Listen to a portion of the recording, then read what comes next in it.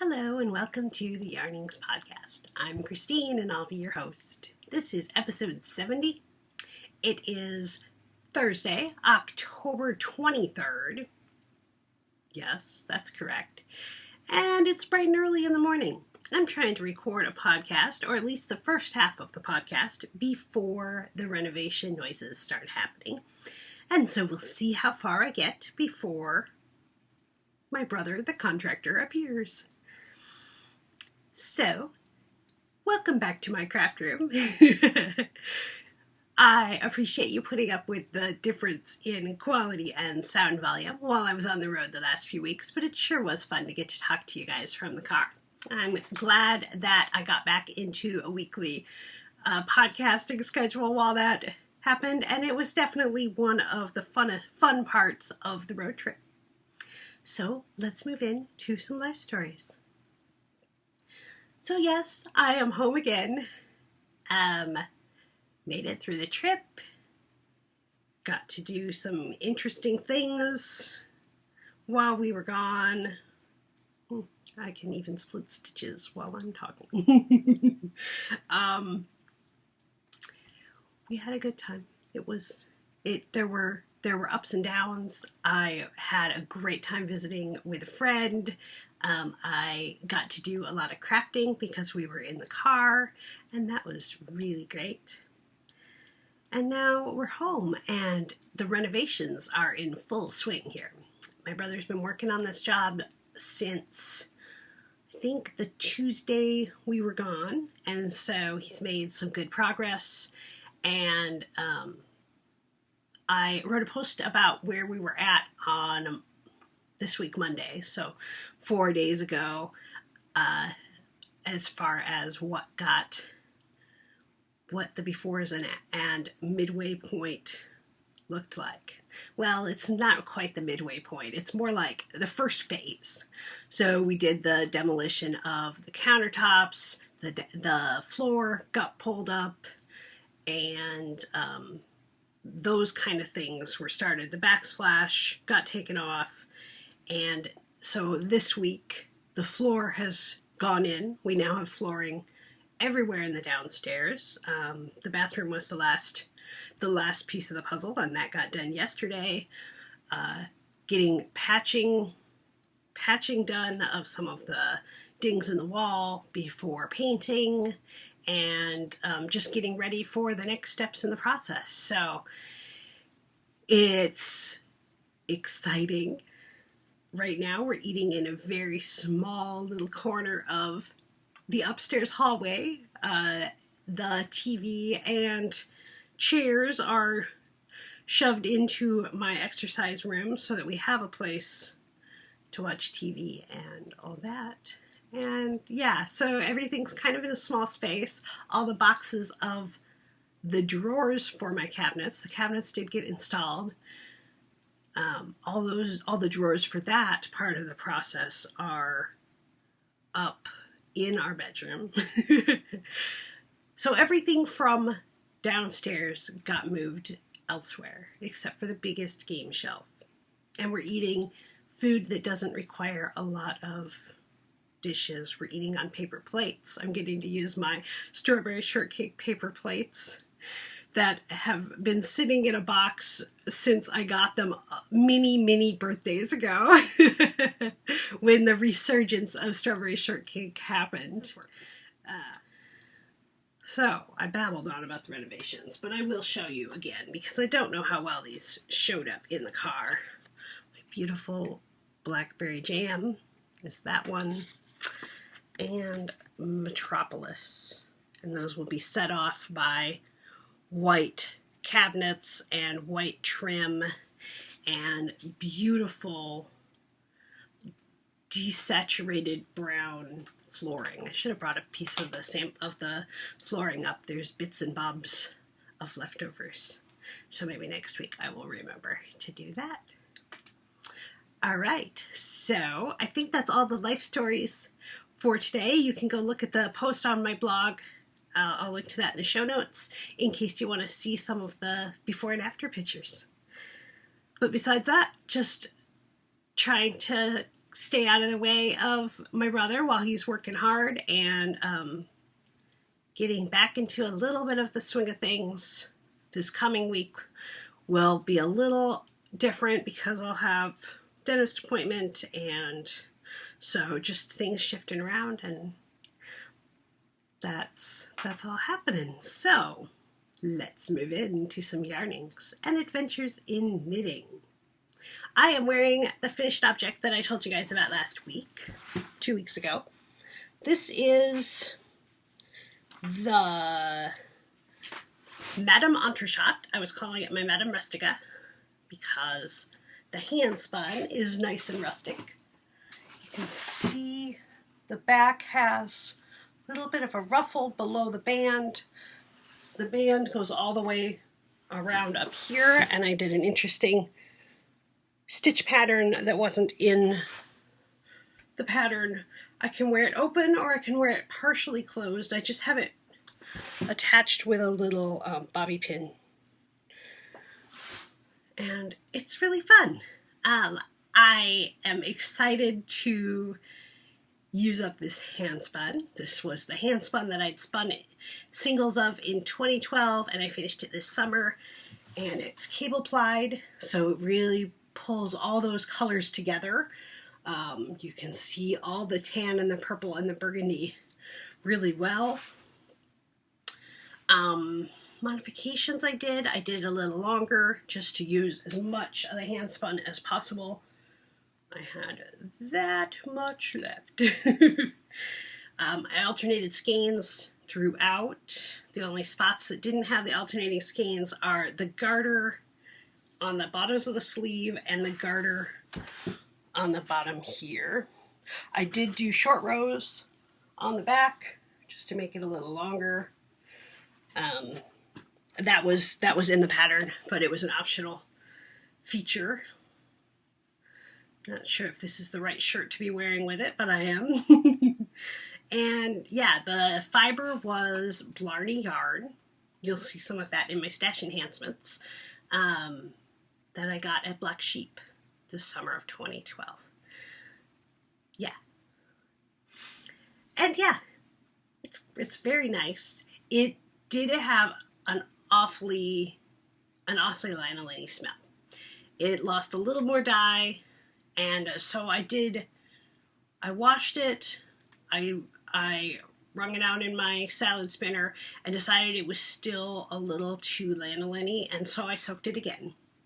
There was still a little more dye that came out at that point. And this was the finished object, not just the fiber. I also had washed the fiber. So, I don't know. I'm not sure that there is... I'm not sure that what else I would do. It's not bad. I was just worried that the smell would be too strong for me. Just I get headaches if I'm around certain smells, and that's generally if I'm already in migraine zone where I know that's going to come, and so then I'm more sensitive. But yeah, I think it's going to be fine now. I think that I've gotten enough out of it. I can still smell it a little, but I think that it's going to be fine. And I will probably, when I spin my next Blarney yarn, if it has that stronger lanolin-y smell again, I will do more washes on the yarn after I spin it. Just try and prevent one more way. Let me close this little box that's popped up there. There we go. So, Madame Rustica complete. Now you can actually see it because I didn't bring it with me on my trip. Now all the ends are woven in and washed and blocked. So, first work in progress.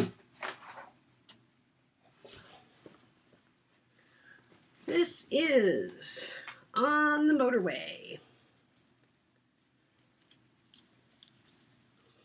I am about 6.5 inches in, I think, when I measured. Maybe a little longer than that now. You can see the cable's probably a little better here than you could see in the car. And the places where the pleats, this is the places where the pleats will come together. I'm targeting 11 inches Ooh, you can see the interesting color pooling flashing. I am alternating skeins. It just definitely will have color chunks. Just that's the way hand dyed yarn is. This is Blue Moon Fiber Art Socks That Rock Heavyweight in the barrel colorway and ripped from an old sweater. So I didn't actually get a lot of work done on this since I've been home because I've been working on some other things. I've done a little bit, but not a lot.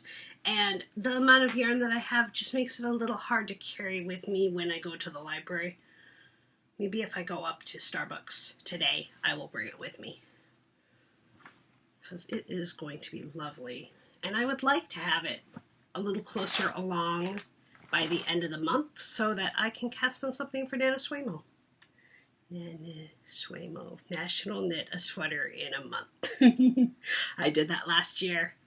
I think that's a plausible goal, but I'd like to have that a little further along so that I don't have to just set it aside for a long time. So, all right, second work in progress slash finished objects. Where are the finished objects? I thought I put them back in here. There they are. Well, I'm still missing one. So I'm working on dishcloths for my new kitchen. So the first one I did was plain white, and it was a little too small. That's fine, I'll still use it. Let's see, this is the second one. You guys saw I was working on this last time. It's got yarn held double in those colored spots. And the one that I finished yesterday while I was on a video chat is this one, and I just did either end as a little color block. I don't have a lot of the colored bits that I'm using in these, and so I'm just trying to stretch it out by using it with white. And then I will have a set of new dishcloths for my new kitchen. So then I cast on, I'm not considering each of those a finished object. I probably will put them all in as a set in Ravelry. They're not in Ravelry. So I just cast on a new little itty bitty right before we started. And let's see, what color will I use next? I think I'll do the same thing as the multicolor where I held it double with this one. This one I have a dishcloth downstairs, or a pot holder downstairs that used this color in it, and I like the greens and the purples, and it will go very nicely with my kitchen. The purple is similar to my Blackberry Jam paint color, and the greens are kind of like the backsplash tile, which I don't have here yet to look at in person. We just saw it at the tile store. I'm really excited to see it in person. So I might try and see if they still have this color. It's either, I think it's probably Sugar and Cream. I don't think it was Lion Brand. I might go see if they have some more of that and make a couple that are just that color. Because I think, yeah, that's going to be the one that's the most like our kitchen colors. And with the white of the counters, and there's a little tan in there. So that's that work in progress. I'm just not doing very well about putting these things back, but I might still knit on that. Okay. Socks. In my awesome Creative Mojo bag from Joanne, Auntie Jo. Here's her card. The edges are a little worn because they've been inside the bag, and that's okay. I will link to her in the show notes because it's going to be a giveaway soon. Okay, these are my Patagogen socks. Patagogen. Earworm. My Rochester friends, my ZK friends with the Patagogen song. And these are coming along. I worked on a little bit in the bus this week. Although I was distracted by weirdos on the bus. But they are a lovely combo of purples with a little bit of pink and a teeny bit of blue, and I like them a lot. I may have, I did my normal 12 stitch cast on 38 stitch on each side increase. They're on the bigger side, which I think will be fine. Once I get them a little further, I just won't increase more for the ball of my foot. And if I make sure that they're not too long, they'll be fine. I just was surprised because the last pair of socks with a very similar gauge, I get a pretty similar gauge, but the last pair, what was the last pair? My 716 toes in the sand. Maybe it's just slightly skinnier, but they're going to be just fine. I might have been able to go to 36 and then go up to 38 halfway through the foot. I think they'll be fine though. So that is those in their lovely bag. The Panacookan purple colorway is from Spartacus Dyes from her ZK Rainbow collection. And it's the Will and Grace sock base. Alright, what does my list tell me the next thing is? I think it's probably Vigeance. It is, I guess that's the last thing over here. Alright, I'm going to pull over my beads. I do not remember where I was when I showed this to you last time, but at this point I have used all the 200 grams and I'm going straight from the cone. Just because that was easier than winding off another batch. So, this is my Well-Traveled Vigeance by Martina Bem in Peruvian lace weight alpaca. And I've got beads going on here. I am into the mesh. But I didn't bring this with me on my trip because, well, a kilo of yarn and beads didn't seem like a good idea. Let's see if I can get it to show the beads a little better. So the eyelets go one diagonal direction and the beads go the other one. I love that. Right now I have 10 rows of eyelets. It calls for 10 repeats of mesh, so it's 2 rows for each row of mesh. The rows take a very long time. And the way that I do my beads is I string it on the super floss, use the end of it as a little hook.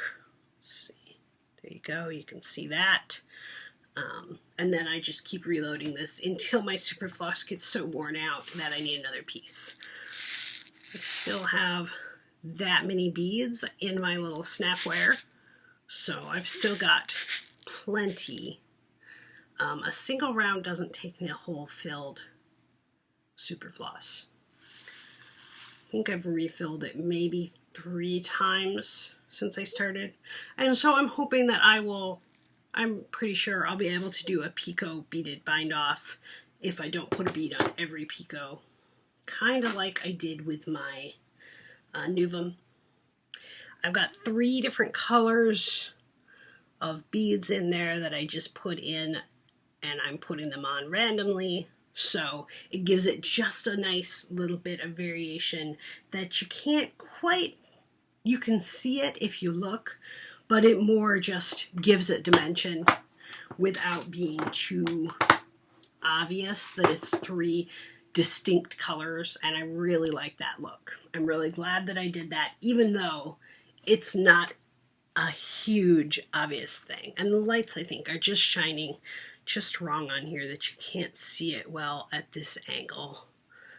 And they're teeny tiny beads, but So I've done a couple of beaded rows since I've been back. I'm not sure how many rows I'm going to do though. I feel like it's awfully close to where I want it. So I might just stop at 12 or 14 rather than going to 16 and then do the picot bind off and know that that will give it enough weightiness. I don't mean the weight of the beads, but give it that impact at the bottom that I won't need as many rows of mesh. So that's where I'm at with my vision. Okay, spinning a tail.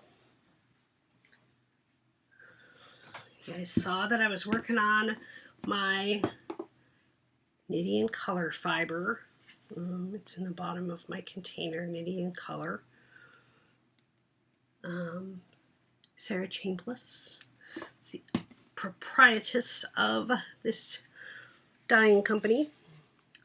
And I am at a beautiful point of blue-green. And it intermixes with blacks so nicely. I'm spinning it a little finer than I thought I would, so it's taking a little longer. That's okay. I'd rather spin it how it wants to be spun. With the short staple length, it takes a little more attention because if I'm not watching carefully, it breaks apart. It doesn't have, let's see if I can pull out some pieces here and see how long the staple length is. So we're looking at like 3 inches. It's not very much. So I have to be more careful with my, like 3 inches. I have to be more careful with my drafting, that I don't draft it too thin. I think that's when I get into trouble. And then it's easy for it to fall. So, taking me a little longer, but it is going to be very nice. I'm really enjoying the colors.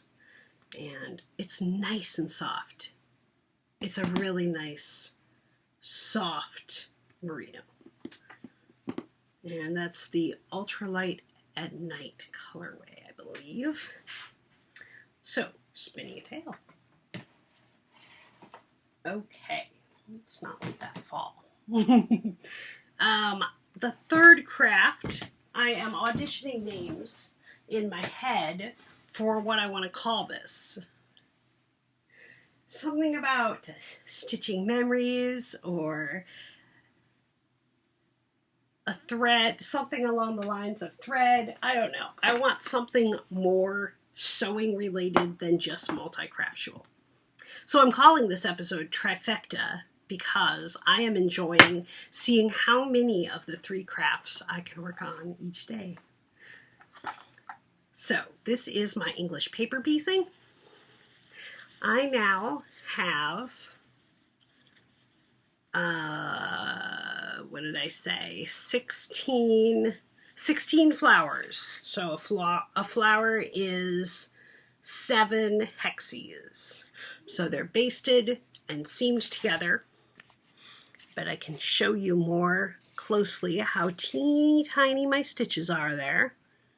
There you go. In the purple, you can see the pink thread. I don't mind that you can kind of see the thread. I chose the pink because I didn't mind seeing the pink. So I have 4 of each color combo. So I did like the black and then the other 3 colors repeated around the edge. And I'm finding that combo to be a little harder to lay them out than I thought it was going to be, but that's okay. There we go, that's the pink, the blue, and then the purple. So there's 4 of 4 layouts, so there are 16 of them done.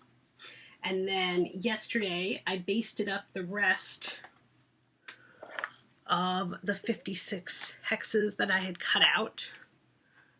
You know, they are all basted and still have pins in them, and as I sew them together, I take the pins out. The basting threads can stay in and just, we'll probably trim them a little bit. And so this will make another, what did I say? There's 14 of each, so it will make another 8 flowers. It'll be a nice pile. So I'm thinking now that these are going to be a wall hanging on my accent wall in my new living room, dining room. I still have quite a bit of fabric. I could do way more. I don't know how many more I'll do. We'll see if I keep speeding along on them. If I'm enjoying it, I'm just going to keep doing it. I am really, really enjoying this. And it has reinvigorated me for wanting a sewing machine. I don't think I'm going to wait too much longer. I think I'm ready for a sewing machine. I want to show you. I didn't actually mark this quote. My chair spins around on me. What I'm using for instructions on this is All Poets Patchwork. I've been linking to this in the show notes by Diane Gill, and she's a Portland author, and it's got very clear instructions. She also has videos on her YouTube.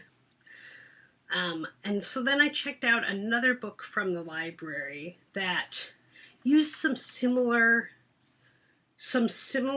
techniques. Not quite the same.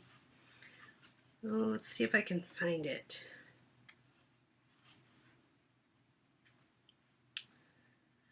So she says,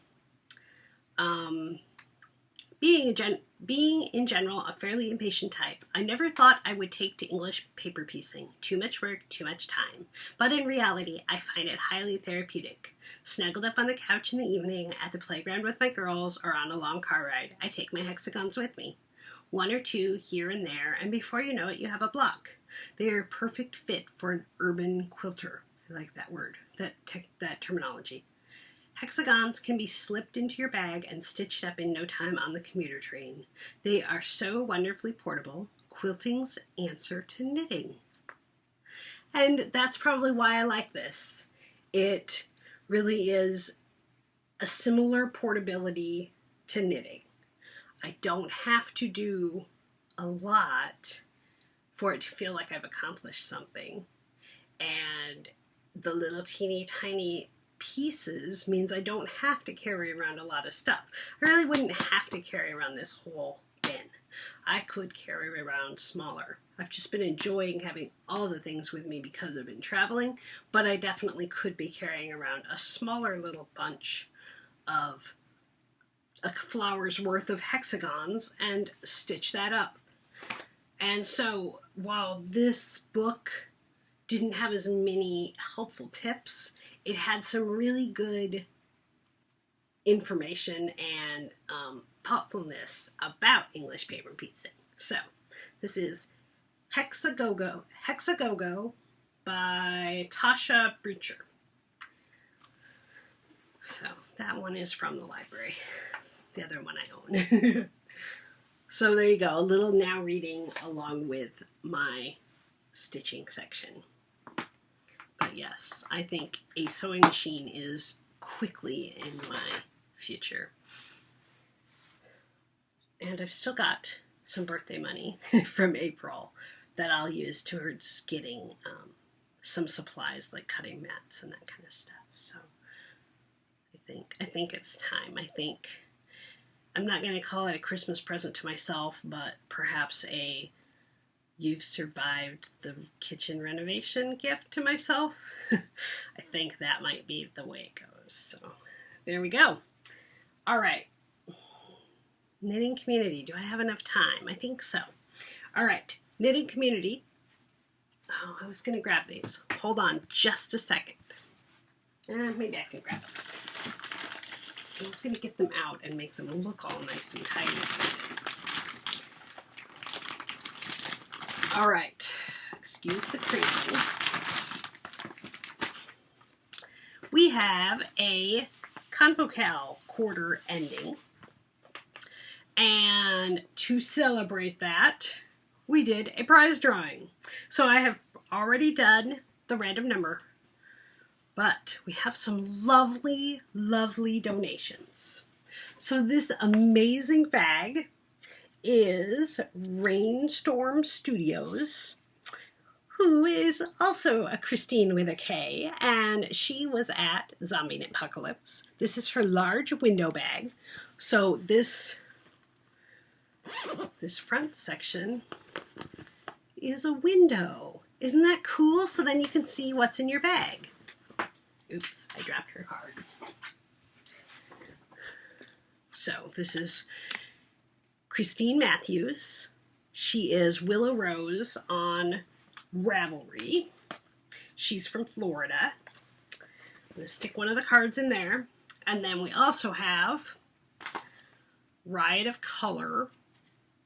Susan from Massachusetts donated this beautiful skein of BFL nylon.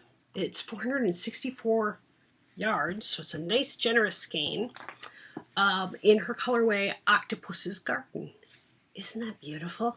It's got all my colors in it there, doesn't it? It's got the purpley pink, it's got the beautiful green and a nice pop of blue, and then the gray. I think this could make some wonderful socks, but it would also be a fabulous shawl. So I am combining these things together. There you can see the window, and we will do one shipment. Oh, let's stick Susan's card in there. So now there's both of them in there, and that way I have one shipment to make. We had 15 participants in the Conversation Knits this quarter, Convocal. Double check that there were 15 that I listed. Yep, 15. So we really appreciate you guys knitting along and talking about how your knits were great conversation knitting. It's always so much fun to see. Towards the end of the time, I was so busy that I didn't get a chance to go and reply to some of the great things, but I really love watching this thread grow. So I did random number generator, and the number was number 1. So the first person besides myself who participated was Photo Knit Gal, Robbie, and she has won this yarn and this bag, and I will ship it out to her. She is a frequent contributor to multiple podcasts, including Yarniacs, and she is a sweet lady. I got to meet her at ZK this year as well. So, Robbie, I might go ahead and just PM you and let you know you won, and that way I can get this out and the other prizes that are waiting from a previous drawing, because life happened, and I will get those things out. You guys know that I'm going to do it. Just, it took me a little longer this time. So I need to get to the mailbox again. I don't trust my post office to pick things up after they lost some things the last time. So that means getting myself physically to a post office, and I will get that done and ship these things out. Oh, there's a button in here. I'm going to put Riot of Colors button in here as well, and so that's that. I think we will do one more quarter of the Convocal, and I have a prize. I have one prize already lined up and some other ideas, so that will be for the end of October, November, and December, and then maybe next year we'll do some other kind of gathering along type activity. Sound good? Okay. All right. What do I have left time for? I've got about 15 minutes, so I'm going to pause, and the end of the podcast may have a little more banging around downstairs, but I have some fun things that I want to talk to you about for Fanciful Chatter, and some Sagas of Geekery. Oh, and stash enhancements. I need to do that still. So I think I have too much to zoom into this time span, so I will be back. Okay. Hi, I'm back. All right, so I wanted to show you my stash enhancement. since I forgot about that in the correct order of things. So I went to a shop in Irvine, California, which was very close to where the alumni reunion thing was. It's called You and You. Great name, huh? Irvine, California. And the owner is half of two black sheep yarns. So when I found out about that shop, I had actually looked to see where I could get more Blarney yarn, because the stuff that my shrug that I just took off while I was eating breakfast was out of Blarney. And she's in California, and so I haven't had a chance to get any for a while. So this is not as lanolin-y. This is 80% merino wool, 20% tussa silk, and each of these is 2 ounces. I have 3 of them, of the color Whimsical, which is happy and cheerful and springy. Theoretically, I could wait until spring to spin it, but since I have very small fiber stash, it may not wait that long. But I like the pink, I like the purple, the brown. The yellow is an unexpected pop that definitely gives it the whimsical feel. Back in the day, I did a word thing back on my blog that I came up with defining myself as whimsical structured, or something along those lines, or fanciful structured, something along those lines. And so that's what this reminded me of. So I got that, and I got some of the 2 black sheep's yarn from the owner, who was the dyer, sitting there. This is her superwash merino, so it won't be socks. It'll probably be part of a shawl. It is 386 yards of a fingering weight. So it's a very pretty, it actually matches my jewelry really nicely, a very pretty wine color. So really cool, and I love getting stuff from indie dyers. So the fact that she was sitting right there just made it all the better. So that is my awesome stash enhancement that I got in California. All right, let's move into the non-knitting segments. Okay, so now this is Sagas of Geekery. Let's say that. So I haven't played any games. We don't have space for it right now. So the only game I've played is SimCity on my phone. I have SimCity Build It, and I'm making a beautiful city. The games are on the shelf behind you. Let's see if I don't think I can turn this quite far enough with all the cords plugged in. But over there on that shelf, and all the way up to the top, is the games. So since they're up here, I grabbed one of my favorites. Oh, I set it over there. One of my favorites to actually show you. Let's hold it the right way. This is Castles of Burgundy, and I don't know when the top of this box got hurt. Poor box. It wasn't when it got put up here. I think it must have been in a game bag. Boo. This is a Stefan Feld game. He's one of my very favorite game designers. And this is a game where you are building a settlement around your castles. What do they say? 15th century princes of Burgundy strategically devoted their efforts to successful trading and building in order to lead their estates to prominence. It does some dice rolling. You have little boards that look like this, where you're building, and look, they're little hexies. Maybe I need a Castles of Burgundy inspired paper piecing. Wouldn't that be rad on my shelf with these colors? That needs to happen. So there are a bunch of different boards. There's a game board, but all of the pieces are the little hexes that you put onto your board. You can see that one has 3 sheep on it. They have different numbers of things. So these are the animals.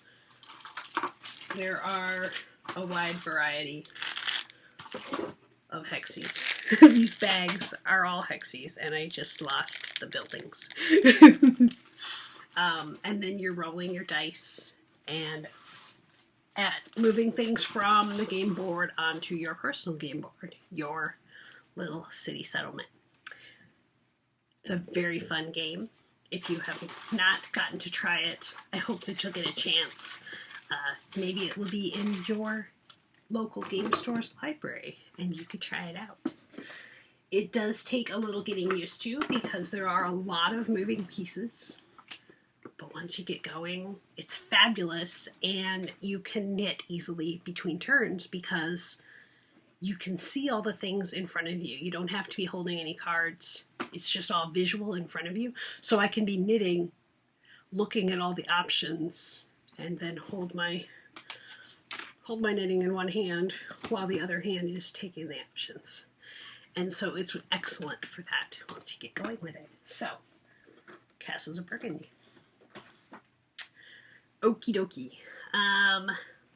Now watching, we caught up on Agents of S.H.I.E.L.D. and Castle. I guess we're one behind on Castle now for this week's episode, but we had caught up on everything from while we were gone. I was going to look here at my phone. Okay, we watched a cheesy disaster movie, and I'm looking up the name of it so I can tell you because it was so cheesy. It's called 10.0 Earthquake. Los Angeles is about to be hit by a devastating earthquake, and time is running out to save the city from imminent disaster. Super cheesy, but I really just needed something silly at that point. It was early in the week that we were back, and I needed something silly. This totally fit the bill, but it was crazy crappy. Crazy cheesy. It wasn't any more crappy than other disaster movies. It just was really cheesy. So there you go. That's my silly one. Now reading. Let's continue with looking at Christine's phone. See if I can open this without it starting. There we go. We started You're Never Weird on the Internet, Almost, by Felicia Day. Excellent, awesome, geeky fun. We listened to like 6 hours of it on the Friday we were driving. So I recorded for you guys on Wednesday. We finished Raising Steam by Terry Pratchett that day, and we started this one on Friday. Excellent. I am so enjoying this. It's really resonating for me. I'll give you a better review when I'm done with it. And then once we got home, we started the final Tiffany Aching Discworld book, The Shepherd's Crown, or it's the final of the published ones by Terry Pratchett. His daughter may be continuing some, but there's nothing confirmed. So this is probably the final in this incarnation. And I've already cried. It's really good. So those are the 2 books we're listening to. I showed you Hexagon. The comic book that I just barely started is Age of Ultron, which I don't believe is quite the same storyline as what the movie was, but it's got some of the similar stuff, but it's not the exact story. This is Age of Ultron, the volumes, it collects issues 1 through 10, so this looks to be good. I'm excited to see because the comic books bring in characters from a lot of areas within the Marvel universe, and so we get like Beast and Hawkeye and Iron Man and Thor, and then Agents of Sword, is that what it is?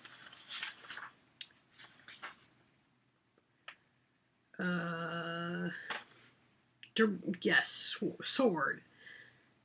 Sentient World Observation and Response Department. So, looks good, huh? All right, I know I'm running long, guys. That's okay. I had lots of things to show you, and the last couple weeks I haven't been able to have quite as many things. So let's look at Book of Cooking. Everything has been very grab and go. We've had salads, pre-made salads, like individual containers, the things we've put in the freezer. Oops, there you go. There's the air compressor going off downstairs.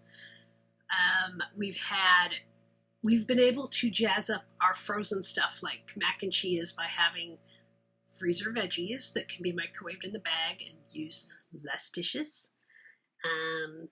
And then, yeah, just trying to little instant oatmeal, stuff like that, that take less dishes. So we have much less dishwasher. There's dust on all the countertops right now. So it's just hard to do anything that requires cutting boards or whatever, and so this has been great. We're making do really well. Fanciful chatter. I was going to show you real quick my skincare routine. So I've showed you bits of this, but I'm going to show you the whole thing. I've been using Delish. This is all Perfectly Posh. I've been using Delish, which is a foaming face wash, and alternating that with BFF, which is exfoliating, so it's got slightly more little beaties that rub in. So that's what I wash my face with, and then I switched to Moisture 911 for the face cream. It's actually a caffeinated face cream, and it really makes your face all tighten up. It's really cool. I like how it feels, I like how it dries, and I like how it has a really, really light scent. And then at night, when I wash my face with either one of those, I put on Apricots Overnight, which is a leave-on mask, and it soaks in pretty well. I don't have to worry about it getting on my pillow. And then when I'm putting on my makeup in the morning, I use Under Wonder, which is a pore primer, and it just makes my makeup go on really smooth. So these 5 things, Perfectly Posh has a buy 5 get 1 free thing. So if I get all 5 of these, I can have a free thing. It'll be whichever one is the lowest. I'm not sure which one that one is right now. Might be the Apricots Overnight or the Delish. And so for a 6th item, this is the new one that I got. Little Ginger Gets Snappy. This is lotion. This is hand cream or body lotion. And it's just a white lotion, and it's a nice big container of it. It smells like ginger snaps. This may be my new favorite of the lotions. So there you go. There's the 6. If you were to have a great set of face care and one single lotion to get you started, that would be what I'd recommend. So there you go. That's what I've been doing to my face. But the other part of Fanciful Chatter I want to show you is my new jewelry. I covered up my book and dropped things. So this necklace that I'm wearing is a double necklace. You can wear them separate or together. From Chloe and Isabel. This is their lookbook. And Denise, who I met at ZK, is selling these. I went to Java Jenny's jewelry party for it, and I love the things I got. So I'm going to have a party. So next week's episode is probably going to be a special jewelry episode. There will be jewelry throughout the things. And then we're going to have a special, some prizes and contests on the board and the Ravelry board that are knitting related. So I'm really excited to share this with you. I have so much fun with being girly, and I know some of you do too. So keep that in your mind. Next Thursday, the 29th, we will have a jewelry party in the Ravelry boards. So there you go. something to look forward to, and then I will talk more about it next week's episode, which I'll probably record on Wednesday-ish. Okay, happiness continues. I wrote down decompressing, reflecting, and adjusting. So I'm decompressing from my trip. I'm thinking all the thoughts. I'm reflecting on all the things that happened, and I'm adjusting. And that process, depending on the things that have happened on any individual trip or whatever, sometimes that process takes a bit. But it's a very worthwhile thing for me to do, to actually take the time to think through, especially the things that were more challenging for me, the things that I don't feel I handled with as much grace as I could have. And not to dwell on it, but just to think, okay, what happened? What could I do differently in the future? And what would make me feel less anxious about these situations in the future? And so keeping my mental health in line is a good thing. And I hope that you are able to use those tools yourself in your life. All right.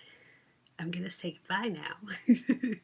I shared so many things, and I'm glad that I'm back in my craft room. As crazy messy as it is, I'm glad to be back chatting with you. So, you can find me on the internet. I am Christine with a K on Ravelry. I am KDLB, just the letters, on Instagram. The Yarnings podcast group on Ravelry has the fun information about our knit-alongs and all that, and yarningspodcast.com, all squished together, is where our show notes live. Okay, so until next time, that's the story. Bye.